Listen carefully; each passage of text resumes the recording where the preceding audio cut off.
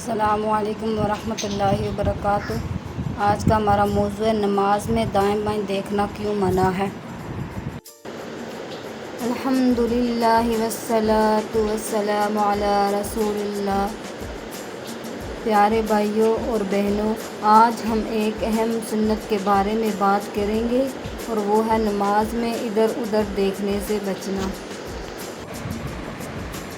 نماز اللہ تعالیٰ کے ساتھ بندے کی مناجات ہے۔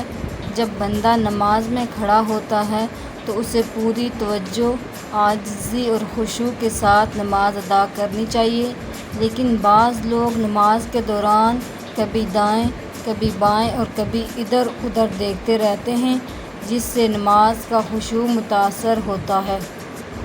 نبی کریم صلی اللہ علیہ وسلم سے اس بارے میں سوال کیا گیا تو آپ صلی اللہ علیہ وسلم نے فرمایا، نماز میں ادھر ادھر دیکھنا وہ چیز ہے جس کے ذریعے شیطان بندے کی نماز میں سے کچھ حصہ اچک لیتا ہے۔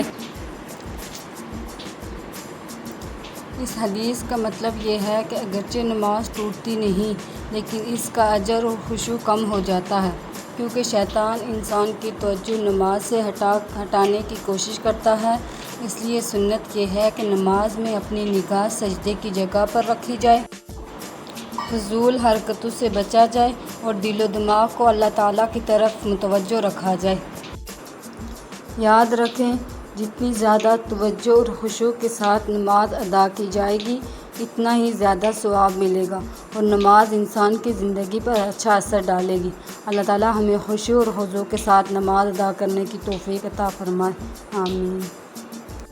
اگر یہ معلومات پسند آئی ہوں تو اسے دوسروں تک ضرور پہنچائیں تاکہ زیادہ سے زیادہ لوگ اس سنت پر عمل کر سکیں۔ السلام علیکم ورحمۃ اللہ۔